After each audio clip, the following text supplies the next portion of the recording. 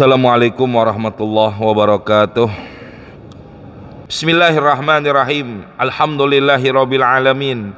Assalatu wassalamu ala asrafil anbiya wal mursalin Sayyidina Muhammadin wa ala alihi wa ashabihi ajma'in, amma ba'du. Mari kita lanjutkan pengajian kita, masih menjelaskan tentang syarat-syarat qasar yang berikutnya sekarang.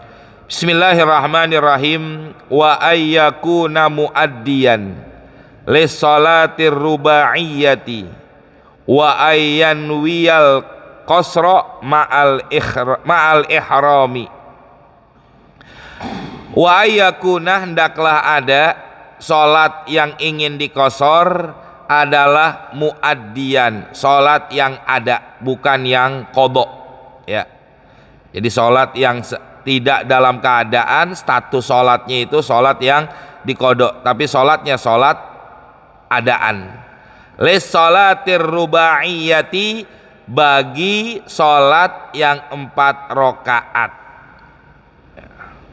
Bagaimana nanti kalau kita ninggalin sholat pada waktu musafir, apakah boleh kodoknya? Kalau musafir itu kan boleh dikosor, nanti kita kodoknya di rumah, apakah boleh dikosor? Ya, nanti jawabannya.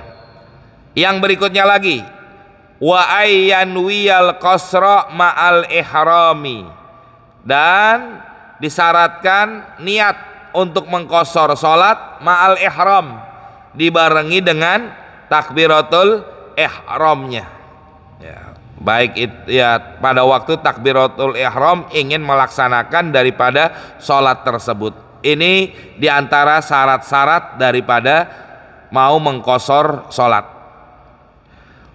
Hujjatu kauni salatil lati tuqsaru, alasan hujjah keadaan salat yang ingin diqasar, antakuna muaddatan, hendaklah ada salat yang diqasar itu salat yang adaan.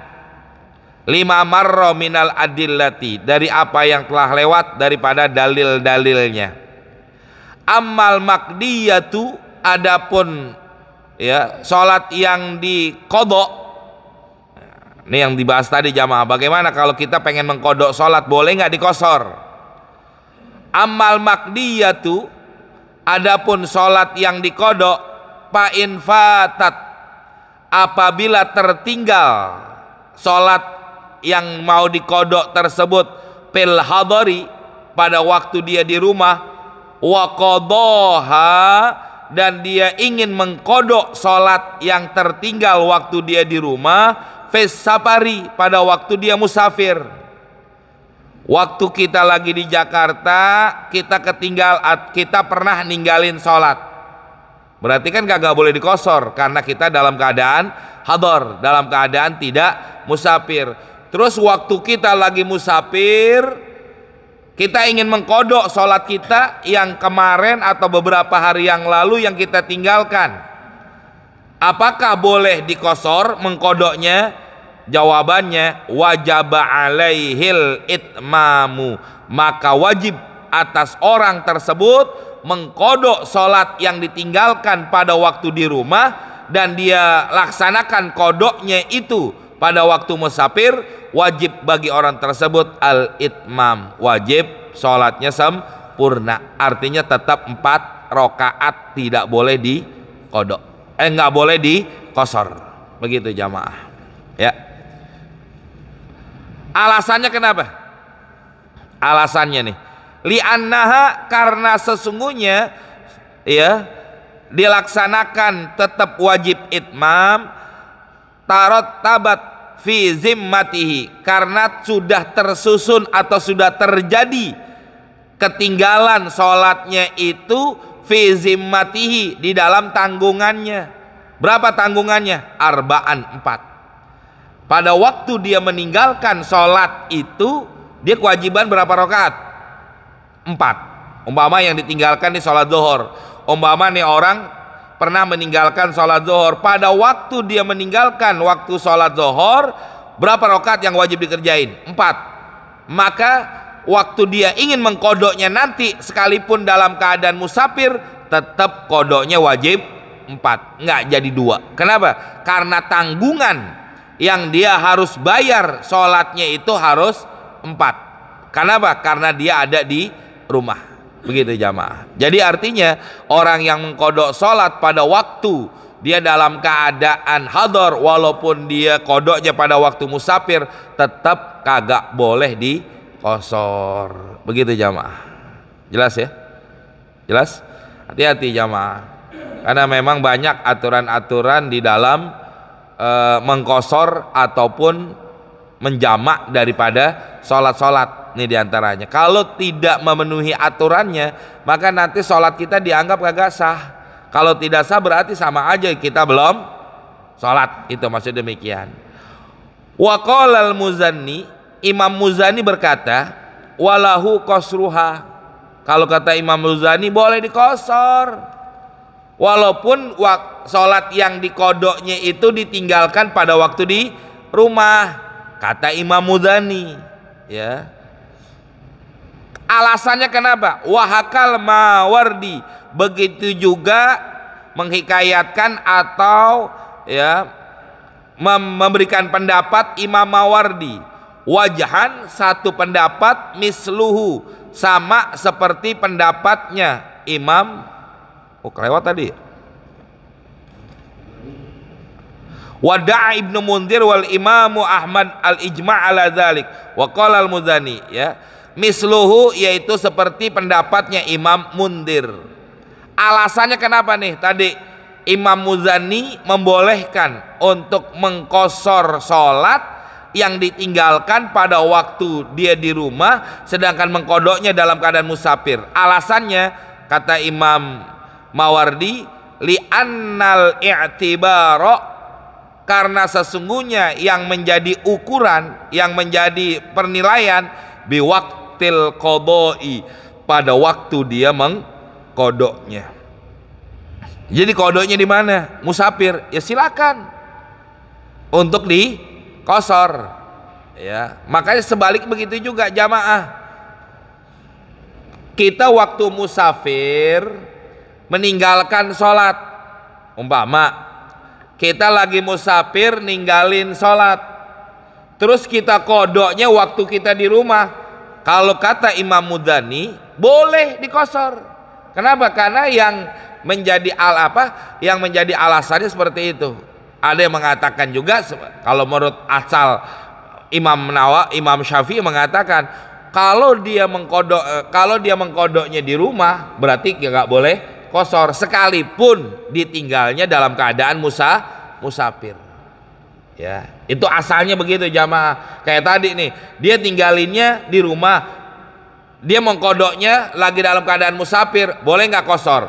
Hukum asalnya adalah tidak boleh mengkosor. Tapi ada imam yang membolehkan, yaitu Imam Muzani, yang mengatakan kalau dia kosornya lagi dalam keadaan musafir, sekalipun ninggalinnya di rumah, boleh kosor.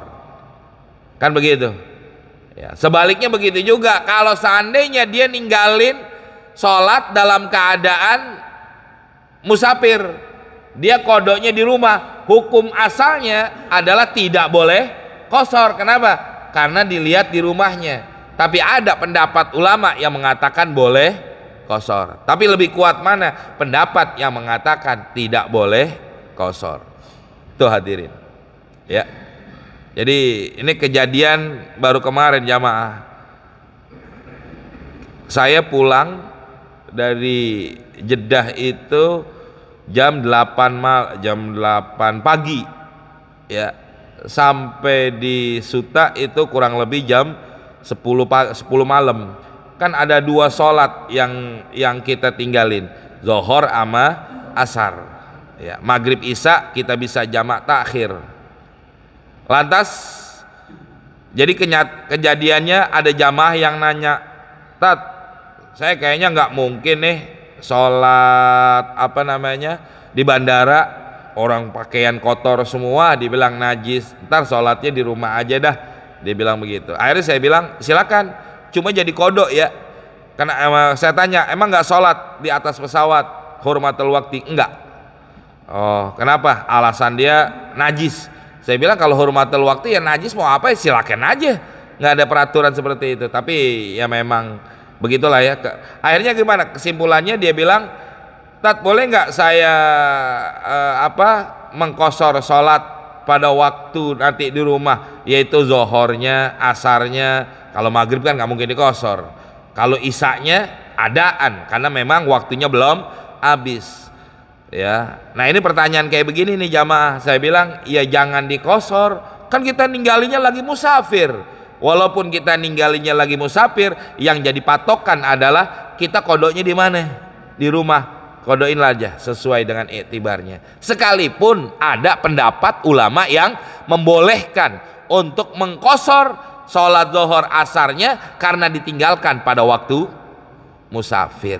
Begitu jamaah. Tapi kalau kita mau ngambil afdoliyahnya mana yang paling bagus? Ya 4 zuhurnya, asarnya juga 4. Begitu. Ya. Jelas? Itulah aturannya kayak begitu jamaah. Ya. Titik. Kama lautaroka. Alasannya kenapa nih? Imam Muzani mengatakan yang menjadi iktibar, yang menjadi ukuran, yang menjadi patokan bahwa sholat tersebut boleh juga dikosor. Nih Imam Mawardi alasannya jamaah. Sekalipun tinggalinnya di rumah, waktu dia mengkodoknya lagi musafir, kata beliau boleh mengkosor. Alasannya kenapa? Dia ngambil pendapat begini. Kama lautaroka sholatan fis sihhati. Sebagaimana orang meninggalkan sholat pada waktu dia sehat. Kayak kita nih sehat. Ya, kalau orang sehat, sholatnya diri apa duduk? Kan diri. Boleh nggak duduk? Nggak sah. Karena termasuk rukun daripada rukun sholat adalah berdiri apabila mampu.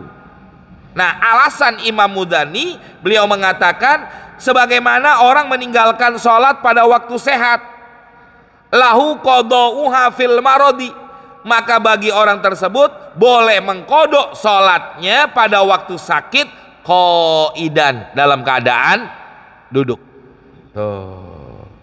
Nih alasan Imam Muzani, ya kan dia ninggalin pada waktu sehat, pada waktu dia ngerjain mau mengkodok sholat yang ditinggalkan, kebetulan dia sakit nggak mampu berdiri, maka dikodokin lah sholatnya dalam keadaan duduk. Kok boleh? Nah, itu alasannya. Ini alasan Imam Muzani sini jamaah. Maka Imam Muzani mengatakan walaupun dia meninggalkan sholatnya waktu di rumah, kalau seandainya dia mengkodoknya waktu lagi musafir, maka boleh mengkosor daripada sholat tersebut. Alasannya kayak begini, sebagaimana orang ninggalin sholat pada waktu dia sakit, pada waktu dia sehat kan wajib diri. Manakala dia mengkodoknya pada waktu sakit, maka dia boleh mengerjakannya dengan cara duduk. Tuh alasannya Imam Muzani demikian. Masya Allah ya. Jadi artinya jamaah, ya inilah lika-liku di dalam masalah fikih, banyak pendapat-pendapat ulama yang seperti itu. Tapi pendapat-pendapat ulama yang banyak seperti ini jangan sampai kita salah pemahaman, yang akhirnya nanti dalam pelaksanaan ibadahnya pun jadi salah, begitu ya. Wal qailuna bil madhabi, dan ulama-ulama yang berpendapat bil madhab, maksudnya mazhab Imam Syafi'i, parroku mereka berbeda, ya mereka membedakan. Parroku mereka membedakan. Jadi kalau Imam Muzani menyamakan antara orang sholat sakit dengan orang sholat duduk, disamakan dengan orang sholat yang mengkodok pada waktu musafir, yang ditinggalkan pada waktu hador, pada waktu di rumah. Tapi mazhab Imam Syafi'i mengatakan parroku. Ulama-ulama Imam Syafi'i membedakan antara dua alasan ini, kata pendapat Imam Muzani. Bi annal marodo, karena sesungguhnya sakit, halatun darurotun, adalah keadaan yang daruroh, keadaan yang darurat. Tuh, alasannya. Fayahtamilu fihi, maka dia menanggung fihi pada waktu dalam keadaan darurat, ma la yahtamilu fis safari, apa yang tidak bisa ditanggung pada waktu musafir. Kenapa alasannya? Li'anau, karena yang namanya qasar salat adalah rukhsatun, rukhsah. Beda. Kalau orang sakit nggak mampu diri salatnya, maka boleh duduk. Itu bukan rukhsah, tapi memang itu ketentuan. Beda. Yang namanya qasar salat, jamak salat, itu adalah hukumnya rukhsah, keringanan. Yang namanya keringanan tidaklah bisa dilaksanakan kalau tidak memenuhi syarat-syaratnya. Orang boleh qasar, orang boleh jamak kapan? Waktu musafir. Ya. Sedangkan sakit itu sholat boleh duduk pada waktu sakit, itu bukan rukhsah, tapi memang itu ketentuan. Nggak mampu diri, kata ulama apa? Duduk. Nggak mampu duduk, berbaring, dan seterusnya. Maka bedakan antara dua pendapat ini, kata murid-murid daripada Imam Syafi'i. Jadi akhirnya jamaah Pak Bu, di sini terjadi perbedaan pendapat. Ya, terserah mau ini semuanya muridnya Imam Syafi'i. Terserah kita mau ngikut pendapat yang mana, yang membolehkan mengkosornya pada waktu musafir dengan cara dikosor, ya, atau tidak seperti itu. Tapi dari dua pendapat ini yang paling kuat adalah kalau kita ninggalinnya di rumah, waktu kita kosornya di musafir, lebih baik jangan dikosor. Begitu jamaah. Jelas? Kayak apa? Kemarin waktu saya di Mekah, di Madinah, itu saya kosor-kosor soal apa? Kosor. Saya kodok-kodokin sholat-sholat. Karena memang ada kesempatan buat bisa mengkodoknya di Masjid Nabawi atau di Masjidil Haram. Jadi saya kodokin aja antara maghrib sama isya. Kosor, nggak saya kosor. Ya, zuhur saya laksanain 4, asar saya laksanain 4, juga begitu juga isya. Kenapa? Lebih afdol kita ambil pendapat yang paling kuat dari sekian banyak pendapat-pendapat para ulama seperti itu. Ya, titik. Berikutnya lagi.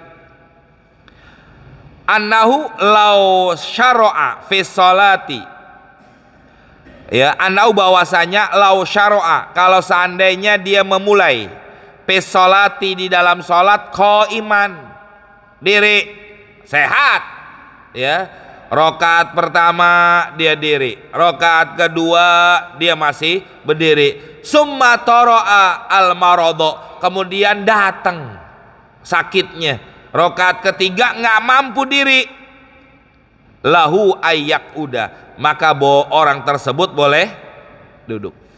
Ini alasannya kenapa murid-muridnya Imam Syafi'i yang mengatakan jangan disamakan antara mengkosor sholat waktu musafir dengan orang yang sholat diri, ya, waktu dia mengkodoknya pada waktu sakit boleh duduk. Perbedaan di situ terjadi. Maksud begitu jamaah. Karena yang namanya duduk itu dalam sholat bukan rukhsah, tapi sesuatu yang memang ya, dianjurkan atau disyaratkan. Nggak mampu berdiri sholat, ya duduk. Ya, bukan dengan sebab dia tidak mampu berdiri akhirnya dia boleh meninggalkan daripada sholat. Tuh hadirin, demikian. Titik. Masalah berikutnya. Walau syara'a fis sholati fil hadar, summa safarat bihis safinatu, lam yakun lau ayyaksura. Ya. Walau syara'a fis sholati fil hadar, kalau seandainya ada orang memulai sholat pada waktu dia hadar. Kalau di kita kayaknya nggak mungkin terjadi zaman sekarang nih jamaah. Ya. Kita lagi baru takbiratul ihram, kita sholatnya masih di apa istilahnya, masih di Jakarta, masih di rumah, masih dalam lingkungan yang tidak boleh mengkosor. Summa safarat bihi safinatu, nggak lama tuh kapalnya jalan, perahunya jalan, kita udah ada di atas perahunya jalan. Bisa jadi terjadi juga jamaah kalau dia naik apa kapal layar, tapi kalau naik pesawat nggak mungkin jamaah, ya. Terus lam yakun lahu ayyaksura, maka bagi orang tersebut nggak boleh kosor. Kenapa? Karena dia memulai sholatnya pada waktu hadar. Sama kayak begini jamaah. Maka saya kalau bimbing manasik yang saya tekankan, selain cara manasik ibadahnya. Yang kedua saya tekankan masalah apa? Sholat. Yang kedua bukan masalah sholat biasa, yaitu yang saya tekankan permasalahannya apa? Cara sholat mengqashar dan menjamak serta sholat hurmatul waktu. Ini yang kadang-kadang banyak orang yang tidak mengajarkannya. Ya akhirnya apa? Sia-sia ibadahnya. Bayar begitu mahal untuk umroh ataupun haji, tapi nanti cara ibadah sholatnya yang nggak benar. Akhirnya apa? Kalau kata dalam kitab Nasoihud Diniyah, Bapak Ibu baca aja tuh kitab, nanti ada dalam kitab Nasoihud Diniyah, orang yang melaksanakan ibadah haji ataupun umroh tapi dengan cara meninggalkan sholat, maka ibadahnya itu ditolak oleh Allah Subhanahu wa taala. Kenapa? Yang rukunnya aja, yang wajibnya aja, yang utamanya aja yaitu sholat masih dalam kondisi salah. Kenapa dia berani berangkat hal-hal yang demikian? Kayak begini jamaah, ya. Jadi kita sampai di Soekarno Hatta, ya. Kita sampai di Soekarno Hatta. Sedangkan umpama nih pesawat terbang jam 3. Udah asar belum? Belum. Karena asar itu jam 3 lewat. Ya. Lantas ini terjadi kemarin jamaah, terjadi kemarin. Ya, kita sholat di bandara itu. Akhirnya gimana? Kalau seandainya Soekarno Hatta itu Jakarta apa bukan? Bukan. Tangerang ya? Jakarta bukan? Bukan, Tangerang. Ya. Udah lewat dari batas, makanya yang pernah dulu kita bahas yang dikatakan dihitung 0 kilometernya itu bukan dari rumah. 0 kilometernya itu dihitung dari perbatasan kota. Mana perbatasan kota? Hitung aja mana akhirnya Jakarta. Kalau mau ke selatan, taruhlah ke puncak, mana batasnya? Kalau kita ke utara, mau ke Bekasi, ya Bekasi itu udah termasuk Jawa Barat. Nah hitung dari situ 0%-nya, bukan di 0%-nya 0%. 0 kilometernya itu dihitung dari akhir batas kota, bukan dari rumah. Kalau dihitung dari rumah enak, orang yang rumahnya di Depok mau pergi keluar kota sengaja lewatnya lewat Jakarta ke sini nih, ya lewat Jakarta. Ya. Kemana dia? Ke Sudirman kerjanya. Luar kota bukan? Pak, luar kota bukan? Rumahnya di Depok, di Tanah Baru Depok ya. Rumahnya Tanah Baru Depok, kerjanya di Sudirman. Lewat Mampang, Buncit terus ke sono. Ya. Lewat nggak? 85 km. Bisa lewat, Pak. Kok sholat qashar? Kenapa? Gua lagi musafir dia bilang. Sama seperti kita di Bandara Soekarno Hatta. Itu kemarin saya tekankan juga karena saya lihat jam pesawat terbang sekian. Oh ini kena apa? Karena bisa sholat nih kita di sana. Ajarkanlah tentang yang demikian. Akhirnya gimana saya bilang? Kalau sampai di Soekarno Hatta itu jangan kita mengqashar. Belum sampai batas. Walaupun kita tujuannya kemana? Ke Mekah. Nah berapa kilometer? Jauh banget. Tujuannya ke sana. Udah sampai belum perjalanan kita? Pak, udah sampai belum? Belum. Ya. Makanya tidak boleh kita mengqashar. Silakan kita menjamaknya aja di situ. Jamaknya silakan. Ya, tapi mengqasharnya jangan. Begitu. Kenapa? Karena belum sampai batas di mana diperbolehkannya untuk mengqashar sholat. Tuh hadirin, ihtiyatnya di situ. Paham? Jelas Bu ya? Nah, aturan-aturan kayak begitu jamaah. Ini kita keluar dari rumah, mau kemana? Mau keluar kota. Baru sampai mana nih? Taruhlah di rest area. Sampai di rest area kita sholat. Rest area berapa? 0 km dari batas kota kita. Lihat, udah berapa tuh kilometernya? Ada nggak 85? Belum. Baru sekian Ustaz. Ya jangan qashar, jamaah aja udah. Kan kita musafir dan lain sebagainya. Itulah aturan-aturan seperti itu jamaah ya. Paham? Jelas? Nah, ini diantaranya hal-hal seperti ini yang banyak terjadi. Kesian ya orang-orang yang seperti itu. Berikutnya, Fa in fatatis, masalah berikutnya nih. Kalau kayak tadi tuh jamaah dia lagi baru sholat, lagi masih di apa? Kalau kapal laut Tanjung Priok ya, masih di Tanjung Priok, ya. Atau iya Tanjung Priok kan Jakarta.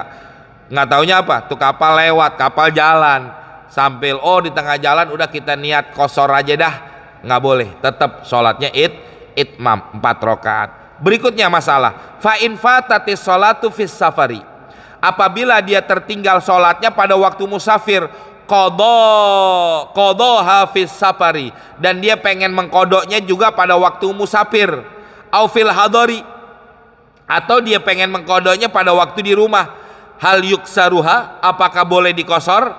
Fihi aqwal. Kalau kejadiannya kayak gini ada beberapa pendapat. Jadi ninggalinnya pada waktu musafir, pengen kodoknya pada waktu musafir, atau dia mengenang kodoknya pada waktu hador. Ada beberapa pendapat. Dari sekian banyak pendapat, azharuha, pendapat yang paling zahir, in qadhaha fis safari, apabila dia mengkodoknya pada waktu musafir, kusiro, silakan dia kosor.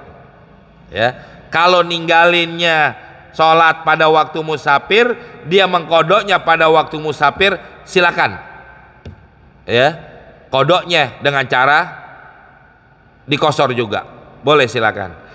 Tapi ya dikatakan di sini wa in takhallalat iqamatuhu, apabila tertinggalnya ya iqamatuhu pada waktu, ya wa in takhallalat, apabila tertinggalnya ya tertinggal iqamatuhu daripada tempat tinggalnya. Iqamah tuh tempatnya waktu dia mukim, ya artinya apa?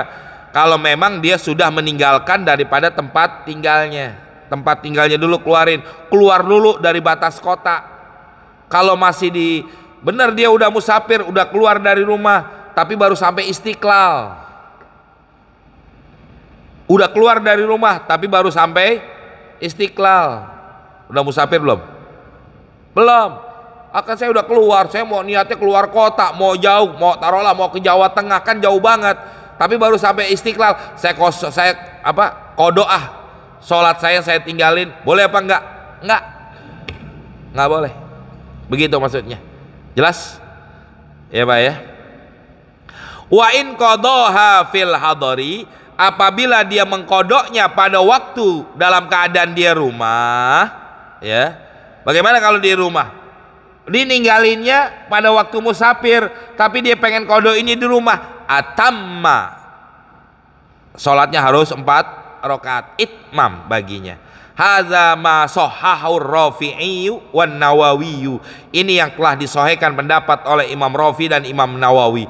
Wa sahhaha Ibnu Rif'ah, dan juga disahihkan ini pendapat oleh Imam Ibnu Rif'ah, al-itmamu mutlakon, mutlak harus orang tersebut sholatnya itmam 4 rakaat, walaupun dia tinggalkan itu sholat zuhur pada waktu musafir, karena dia mengkodoknya di rumah maka wajib 4 rakaat. Begitu jamaah.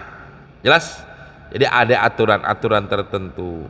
Walau syakka wallahu alam bissawab. Cukup ya sampai sini.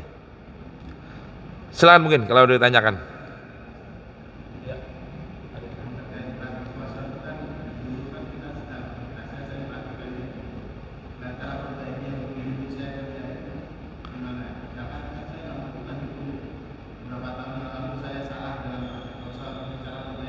Iya.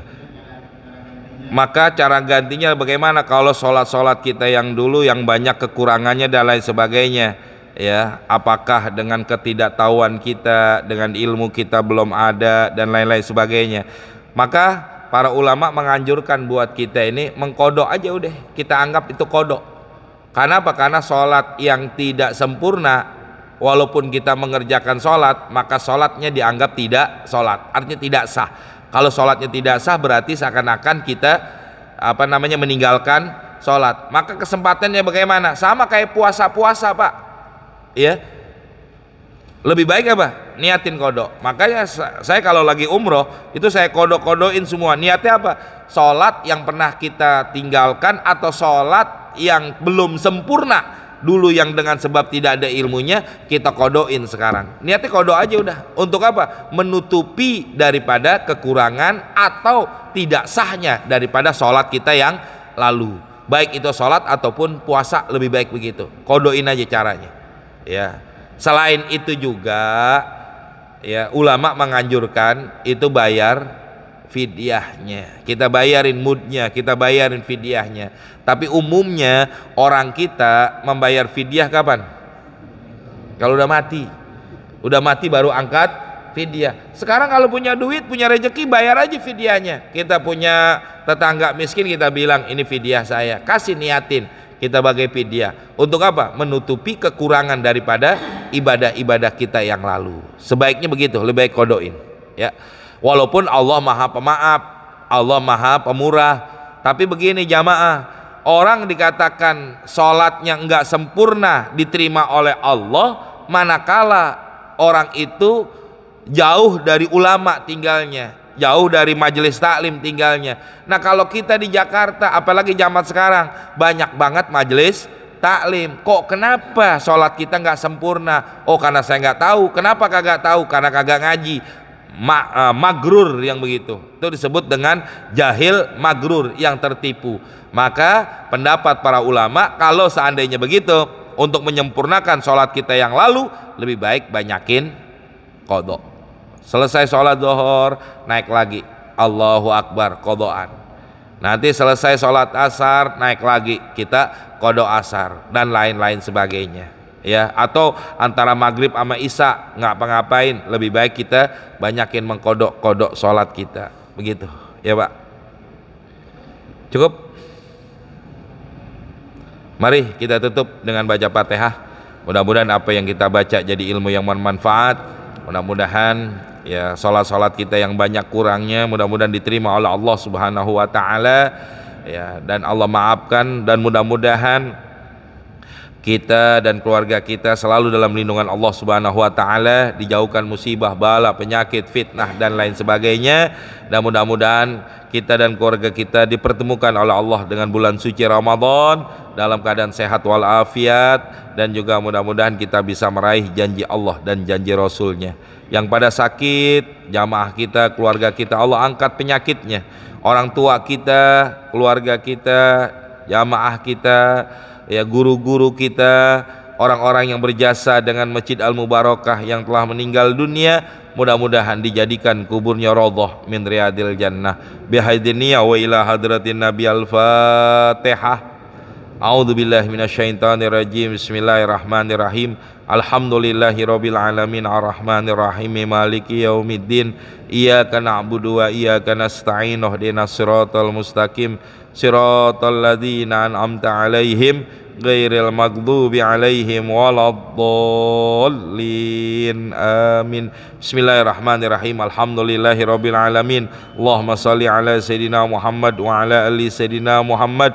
Allahumma hab lana ya wahab ilman wa hikmah wa li rizqi ya rada kun lana musahila wa bil khairi ya fata faftah lana wa bil ilmi ya alim kun lana mufaddila. Rabbana atina fid dunya hasanah wa fil akhirati hasanah wa qina azabannar. Wa sallallahu ala sayidina Muhammadin wa alihi washabihi wasallam. Walhamdulillahi rabbil alamin. Assalamualaikum warahmatullahi wabarakatuh.